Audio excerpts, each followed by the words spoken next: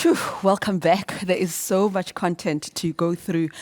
This is our online program at the REAIM Summit at The Hague. I mean, that panel discussion, you just saw all the contradictions, the contestation from what constitutes cyber warfare to armed conflict. Is it part of armed conflict? There's a debate around international law. It is immutable, but can it be brought to bear in artificial intelligence in the military? We had a debate around how the world banned biological weapons.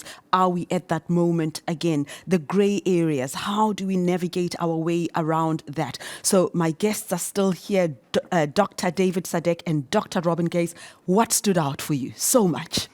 Well, yeah, a lot to digest, of course, and I think it shows, again, the urgency of breaking this down further, really, and starting to solve real problems.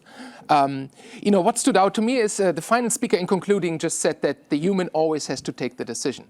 And who would not agree with that statement? But we had another speaker, I think it was Peter Bedouin, who described a scenario where the Navy commander can no longer digest the information, and on a sliding scale of autonomy, would take it to stage 2 or 3. Let's remind ourselves of what he actually said, and then we'll speak to that. My point is accountability is up to you who's on the ground, be it on lower level or higher level. You have to make the decision, and you are responsible for what you're doing. And last sentence, we have had good decisions in the past and bad decisions, always human being. And AI or decision support tools can help you, but they will never take away your responsibility.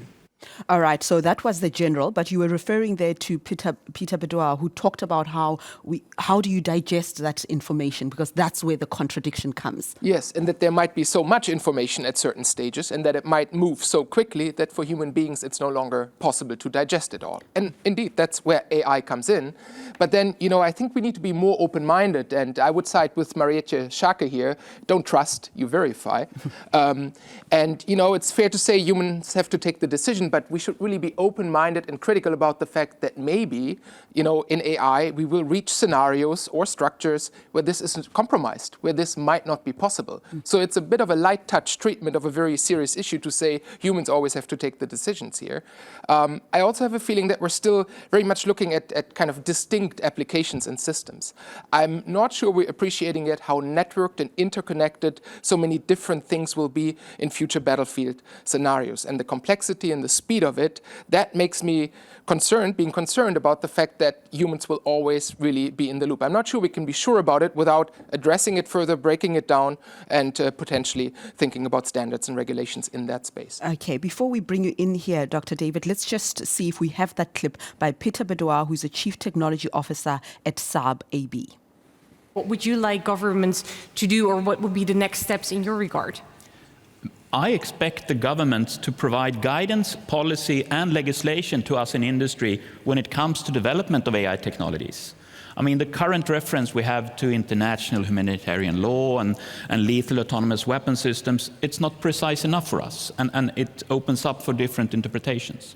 And at Saab, I mean, we have made our own interpretation for lack of other guidance, and now provide our engineers with design guidance, rules and principles for AI systems that we believe are on the safe side, because, I mean, aside from autonomous weapon systems, there are also a lot of other military applications of AI that we believe to be safe: logistics planning, maintenance planning, all kinds of things where AI will help commanders making better decisions, but is quite far from lethal force. But there we need guidance and legislation. And we would also like to be more offensive than just saying that this is a no-go zone. We would need or like guidance to understand. All right, so that went into a different theme, but let's just go back to what kind of stood out and the areas that are defined as grey areas, even in this particular debate. What did you notice, Dr. David?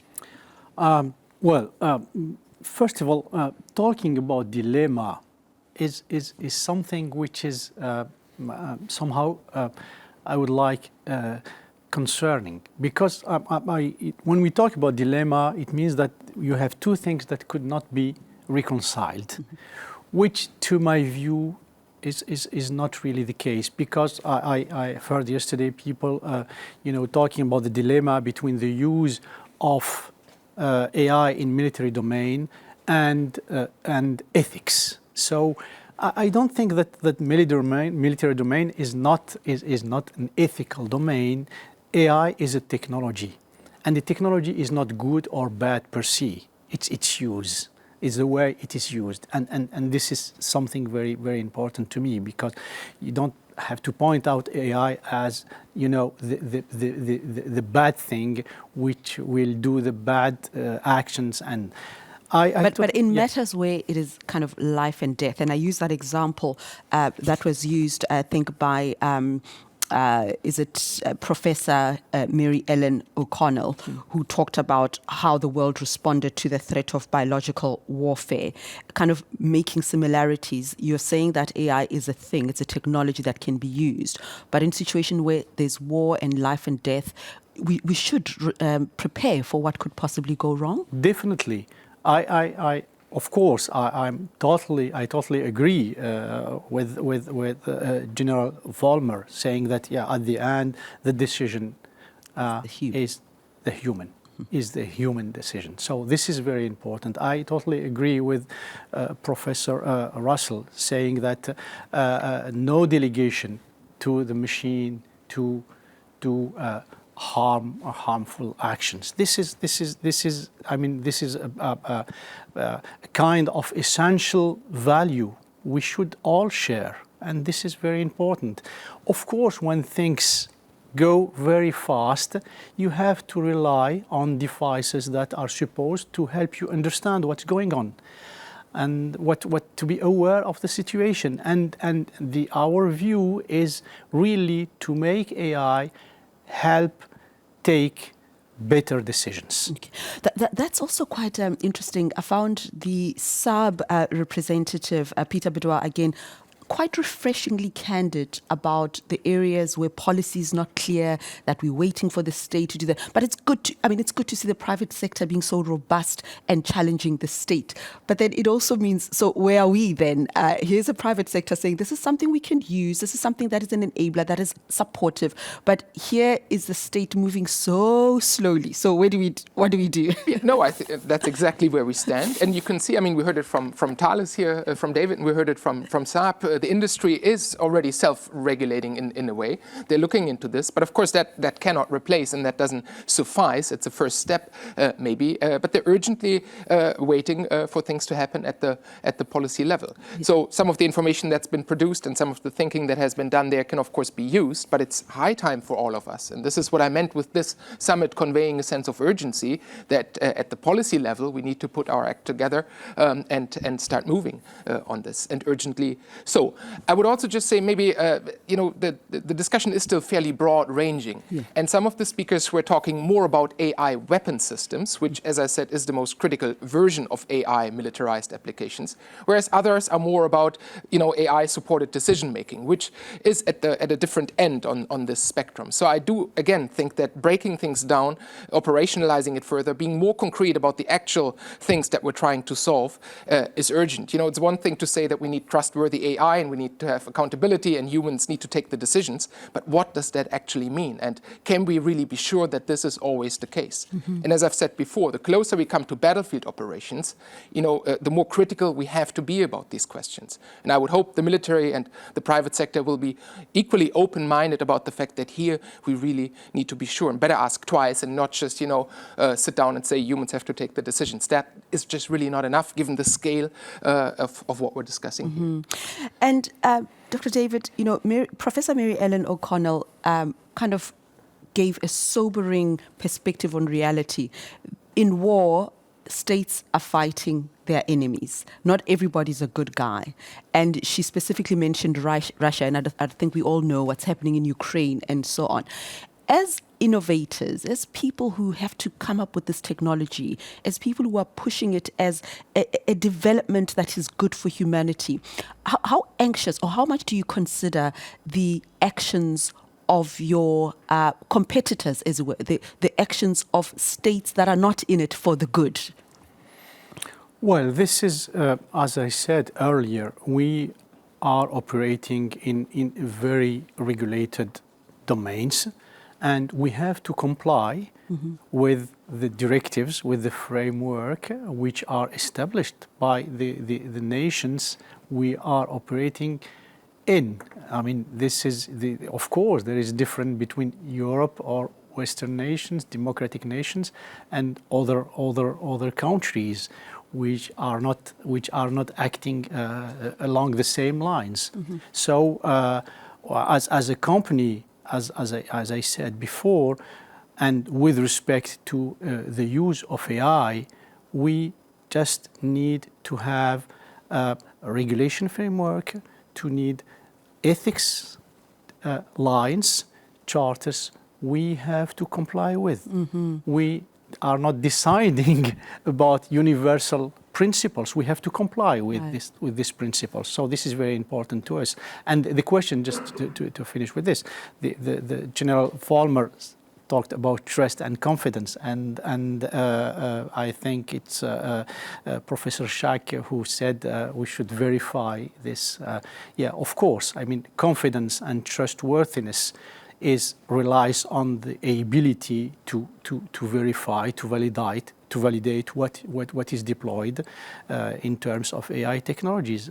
I talked before about this trustworthy AI, which relies on validity, explainability, security, responsibility. So explainability is all about accountability.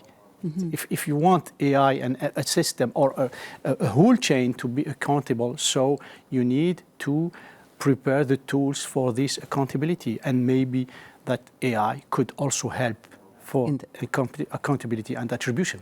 I found it very interesting that the general, I mean, even his body language, and maybe some people will find this reassuring, where he almost stopped short of saying, he didn't stop, he said, quite articulated this point emphatically, that it is inconceivable that a general would take a decision without the legal guy next door. So this whole debate for him was about, why are you concerned? The human is always in charge, yes, but there is no scenario where there could be action without deference to international law, something which Professor Mary Ellen felt so very strongly about.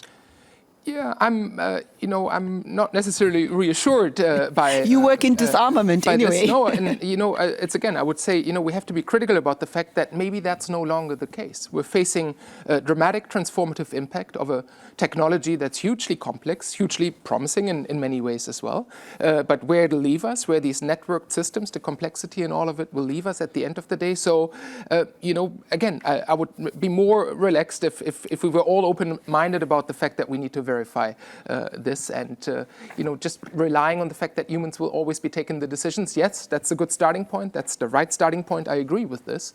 But whether we'll be able to uphold this, knowing also how fast technology is moving forward, and how difficult it is for policy regimes to keep step with that development, I do think we should be a bit more critical. If I can say one more thing to the point you made earlier about this line, what if the other side doesn't abide by the rules? I've heard it repeatedly in the summit, and you hear it in different corners of the world. It's the same line. We're living in an era of global distrust, so this distrust that others will abide by the rules is quite prevalent. But just to say, I mean, the very gist of the Geneva Conventions after the Second World War was that we create a humanitarian baseline and you never go lower no matter what. And I think that's really what we're after here. We're trying to find that baseline, and you don't go below that baseline, even if another side in the conflict was to go lower than that. That's the agreement underlying the Geneva Conventions. I think that's the last bastion of humanity in war. And with this line, what if the other side doesn't abide, we're really getting onto a very slippery slope. That is so important, because it's almost as if we're saying we must adapt our actions based on what the other side is doing. Therefore, it weakens international conventions. It challenges our very own humanity around what we stand for.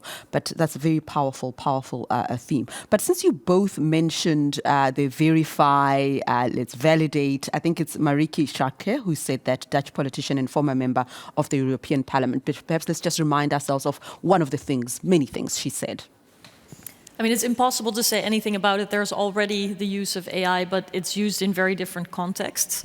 I think what is missing, and we can gather that from basically everything that's been said, is clarity about who is responsible at which point in time and in which context.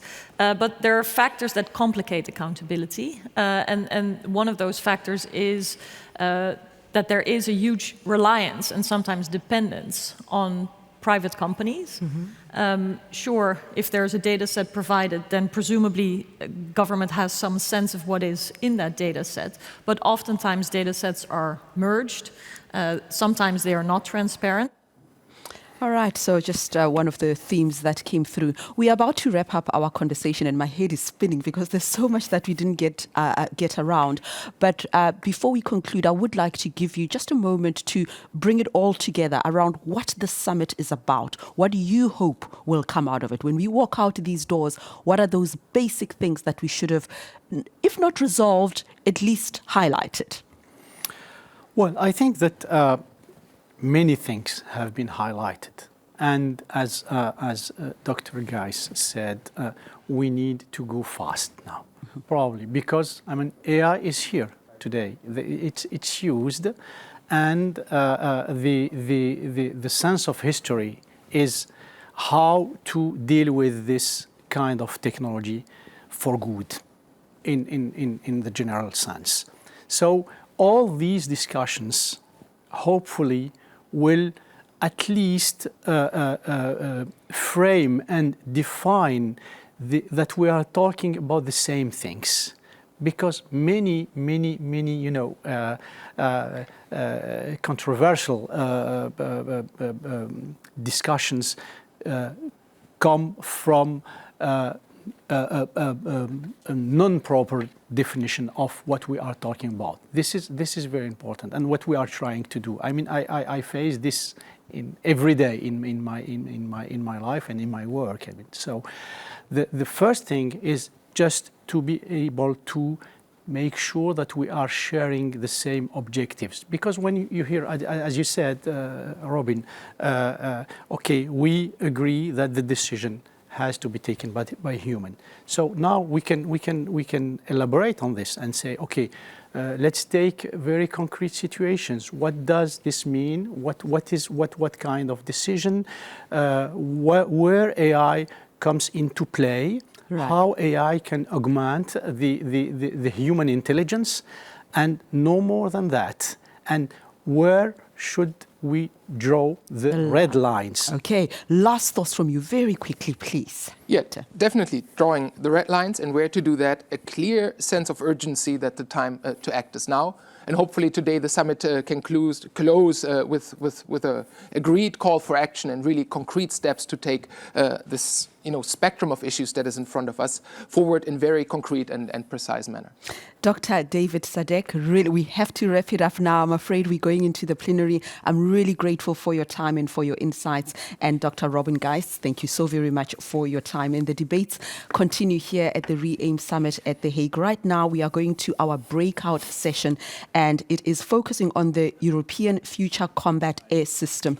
And I'm delighted to hand over to my colleague, Lana Divitz, who is a reporter, going to bring us all those themes from the Mississippi Hall. Thank you so much for staying with us. Yes, and here in the Mississippi, it's already get a bit busy for this next session.